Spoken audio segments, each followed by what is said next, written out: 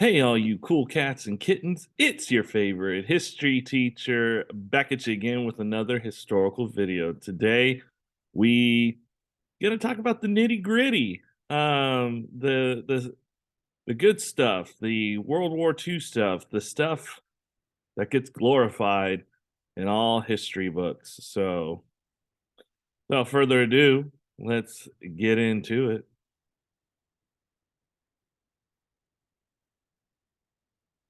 All right. The War for Europe and North Africa, Module 11, Lesson 5. And yeah, let's a lot of there are a lot of slides. I do preface that, but I would say over half of them are pictures, more than half. What am I kidding? All Most of them are all pictures because it's World War II. Okay, that was your warm up. Objectives: we're going to summarize the Allies' plan for winning the war, identify events in the war in Europe, and describe the Allies' invasion of France. All right, Germany first. So, Prime Minister Winston Churchill of Great Britain arrived at the White House December 22nd, 1941, and will spend the next 3 weeks working on war plans with FDR and his advisors. They said to strike first against Hitler, and once the upper hand has been secured, then they would pour their resources into the war in the Pacific. So after Pearl Harbor, PH, Pearl Harbor, Hitler will order submarine raids against ships along America's east coast to prevent food and aid from reaching Great Britain and the Soviet Union. In response, the Allies organized their cargo ships into convoys, which are groups of ships traveling together for mutual protection, like they did in World War I. However, early in the war, the Allies didn't have enough vessels, ships, to form effective convoys, and American ships proved to be easy targets. In the first 4 months of 1942, Germany sank 87 ships off the Atlantic shore.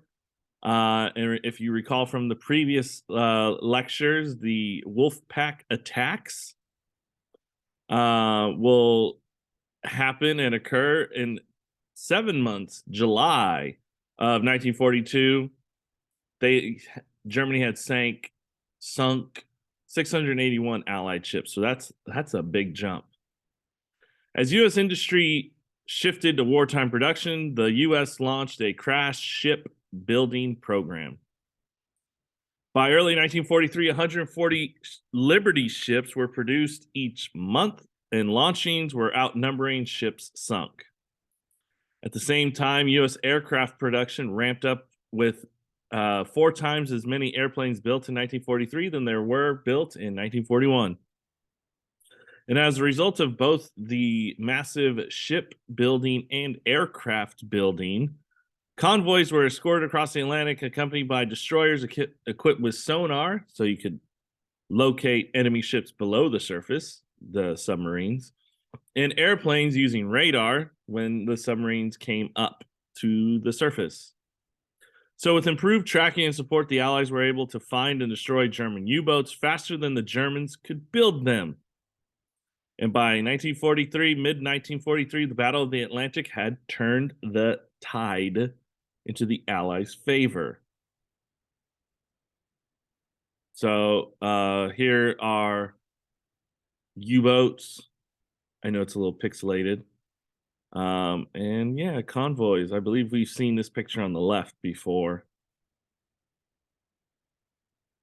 And here's a map. I believe all the blue,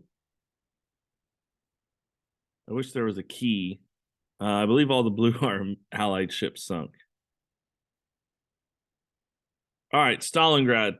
So you've probably learned about all this last year, and it is World War II again. So some of these things, if it was world history, I'd have you write down other things, but it's US history. We don't really need to focus too much. But the battle for Stalingrad was a big freaking turning point. So the Germans have been fighting in the Soviet Union since June 1941, and in November that year, the bitter cold stopped them in their tracks outside Moscow and Leningrad. So they had to retreat. When the spring came in 1942, Germany was ready to go at it again. And in the summer, Germany went on the offensive in southern Soviet Union. Hitler wanted to capture the Soviet oil fields in the I can't ever say this word right.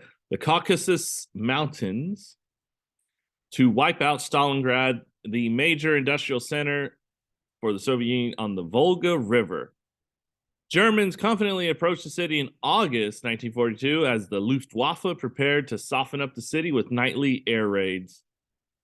The situation was very desperate. Soviet officers recommended blowing up the city's factories and abandoning the city, but Stalin ordered them to defend his namesake city no matter the cost. So he forced them to, stick it out and fight. And luckily they did. So for weeks, the Germans will press in on Stalingrad, conquering house by house with hand-to-hand combat. It was a brutal resistance. By September, 9/10 of the city were under German control, and then another winter set in. And the Soviets saw this as a place and time to counterattack with reinforcements. They surrounded the city and cut off the German supplies. Hitler ordered them to stay and fight. I won't go back from the Volga. The fighting continued as Stalingrad became a frozen wasteland, and in January 31st, 1940, was that 43? The German commander surrendered, and 2 days later, the rest of his starving troops surrendered. In defending Stalingrad, Soviet losses were 1.1 million soldiers, more than all American deaths in the war. Despite this staggering death toll, the Soviet victory was a turning point in the war, and from that point on, the Soviets began to push the Germans out of the Soviet Union. Soviet Union. All right, so I think this is the Black Sea right here, as you can see, sea. And you can get to the Black Sea, or just the Mediterranean. I think this might be the Mediterranean. Yeah. Anyways, you can get there if you go through here, and then this is the Volga River that leads to Stalingrad. And this is a big shipping lane for the Allies to reach Stalingrad and supply them. Well, if Hitler took that city, he would cut off the Soviet Union from getting their supplies. So there you go. Here's some pictures.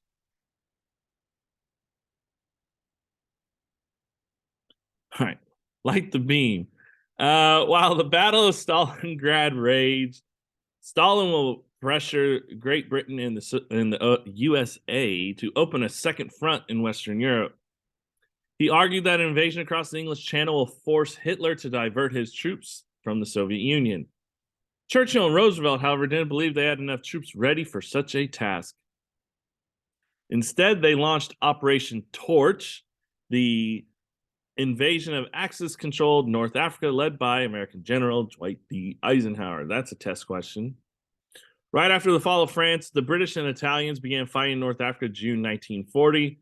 Control over the territory was vital because Mediterranean shipping lanes and Middle Eastern oil via the Suez Canal in Egypt were crucial.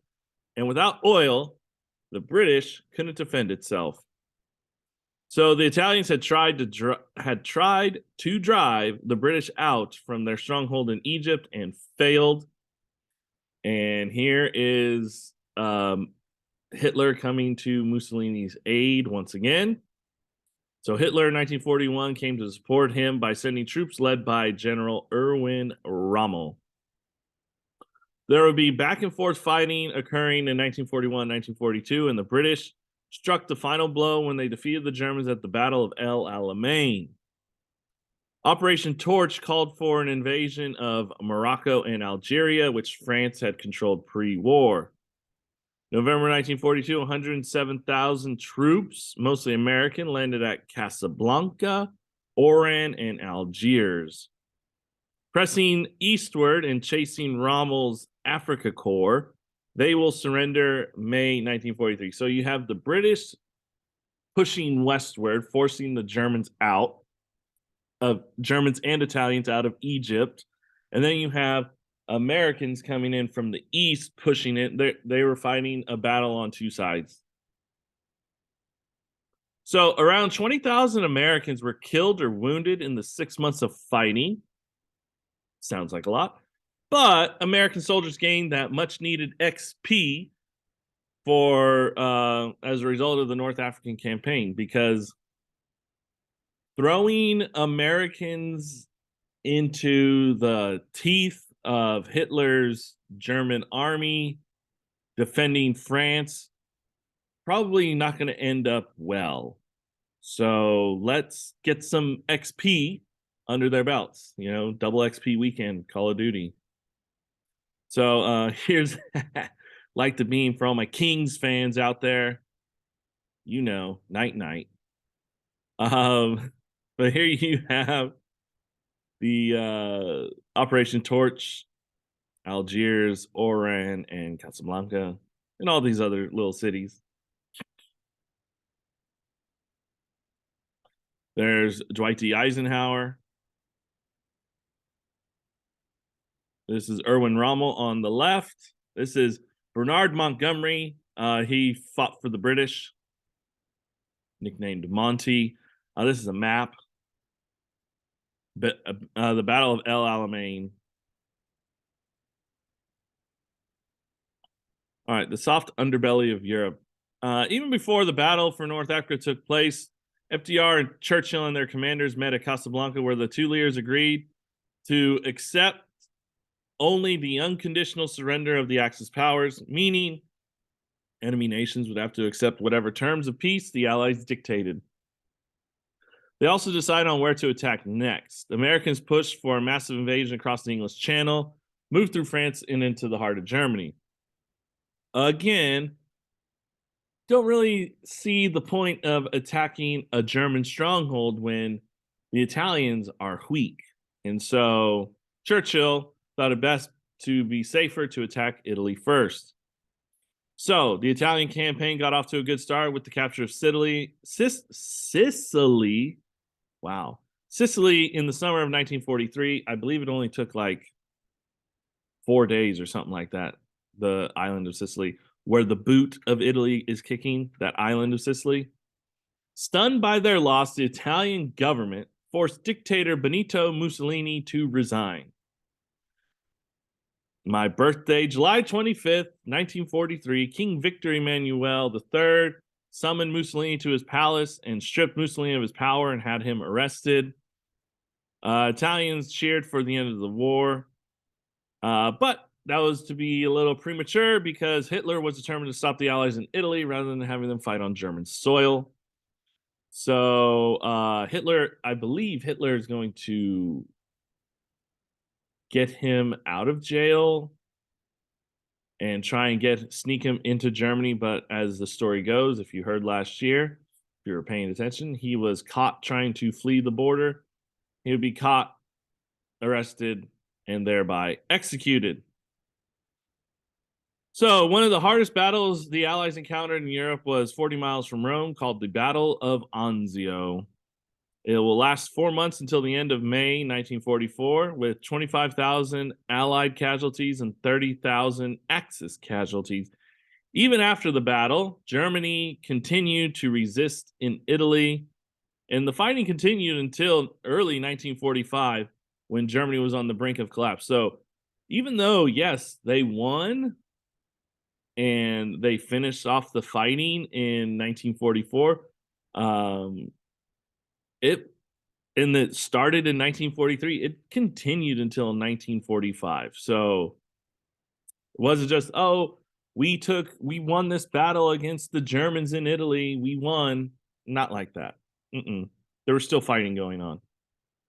So here's the Italian campaign. Operation Husky, Operation Avalanche, Operation Shingle, Operation Slapstick, Operation Baytown.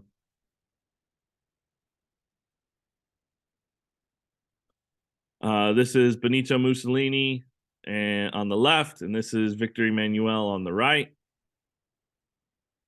Again, Mussolini and Hitler were like BFFs. So Hitler actually looked up to Mussolini, who Mussolini kind of is called the father of fascism, right? And here's a very pixelated picture of the hangings. And here's the more famous picture of public execution, public hanging. These people are all dead. I believe this is Mussolini on the left, and that's his wife or mistress on the right. All right, Red Tails. So among the brave men who fought in Italy were several units composed entirely of minority groups. The most celebrated of these minority units were the pilots of the 99th Pursuit Squadron, the first squadron of the Tuskegee Airmen. In Sicily, the squad registered its first victory against an enemy aircraft and would move on to the more impressive strategic strikes against Germans in Italy. The Tuskegee Airmen won. That's not, I gotta fix that. It's won 2 distinguished unit citations, the military's highest commendation for their outstanding aerial combat against the German Luftwaffe. Another African-American unit to distinguish itself was the 92nd Infantry Division, nicknamed the Buffaloes. In just 6 months of fighting in Europe, they won 7 Legion of Merit Awards, 65 Silver Stars, and 162 Bronze Stars for courage under fire. 17 Mexican-American soldiers received the Congressional Medal of Honor. An all-Chicago unit, Company E of the 141st Regiment, 36th Division, were one of the most decorated units during the war. And Japanese Americans also served in North Africa and Italy. The 100th Battalion consisted of 1,300 Japanese Nisei. Remember, Japanese, the Nisei are people born in America from Japanese parents. They saw brutal combat and would become known as the Purple Heart Battalion. They will merge into the all Nisei 442nd Regimental Combat Team, which is actually the most decorated unit in U.S. military history. So lots of minorities, minority groups, minority squads pulling their weight and actually doing very well. So props to them. Here's this Tuskegee Airmen, and the movie Red Tails is about their why can't I think of the words? They're the good things they did during the war, for lack of a better term. Here's the 92nd Infantry Division.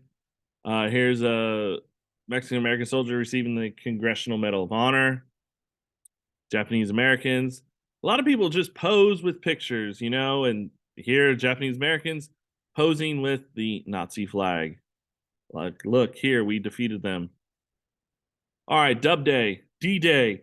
Even as the fighting was raging on in 1943 in Italy, the Allies began to work on a plan to free Western Europe from Nazi control. So the big three, Roosevelt, Stalin, and Churchill, test question, met in Tehran, Iran, to discuss the strategy called the Tehran Conference. Test question, the 2 major outcomes of the Tehran Conference. The Soviet Union launched a major offensive from the east against Germany, and at the same time, the Great Britain and the United States would invade Normandy, France, and make Germany fight a 2-front war. Test question, it was called Operation Overlord, code name for the Allied invasion, led by, again, American General Dwight D. Eisenhower.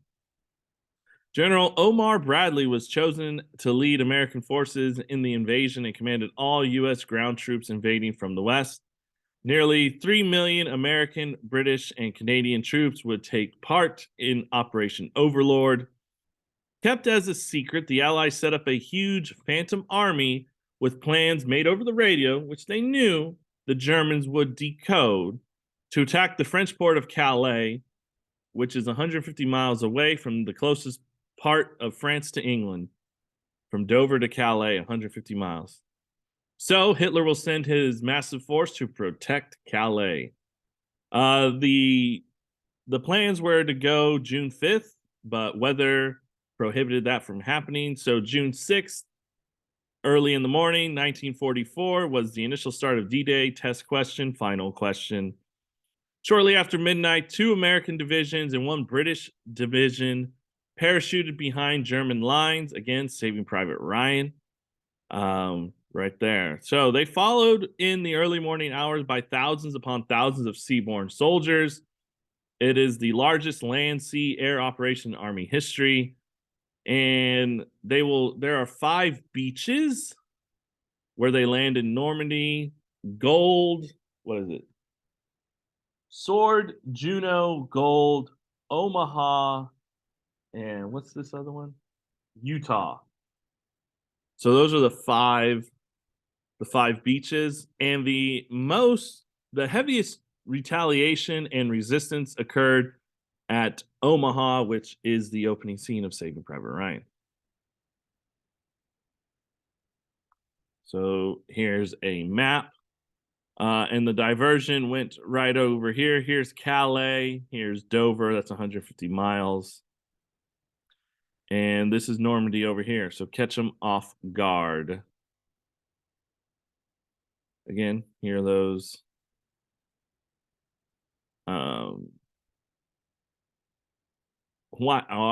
Normandy landings. I can't think, I can't talk, I can't speak.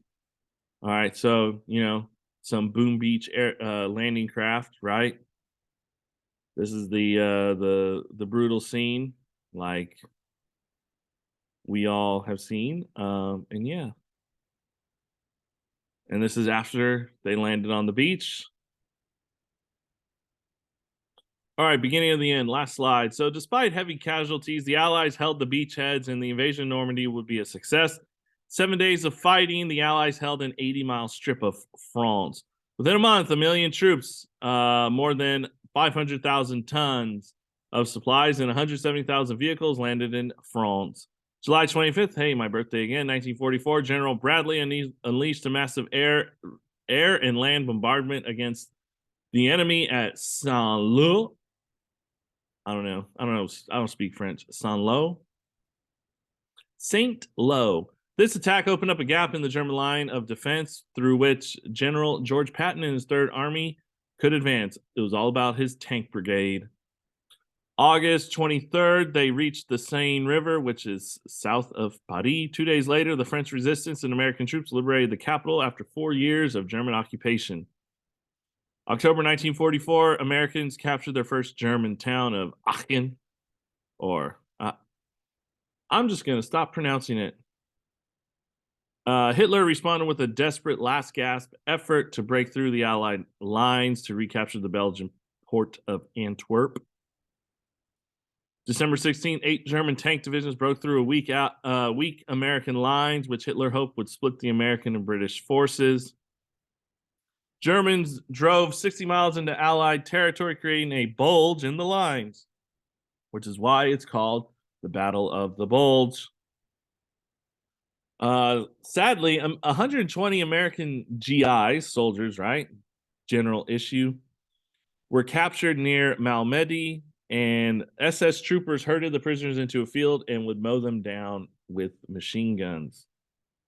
That's kind of disgusting and rude. The battle will rage on for a month, and when it was over, Germany had been pushed back, and little seemed to have changed at all.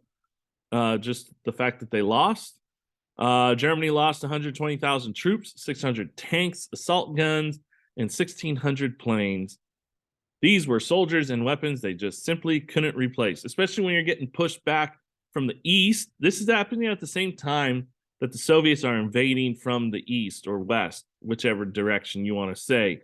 All right, so you got the Soviets pushing, you got the Americans pushing, and the war you didn't want to fight to front, it happened again. History repeats itself. And from that point on, the only thing the Nazis could do is retreat. So there we go.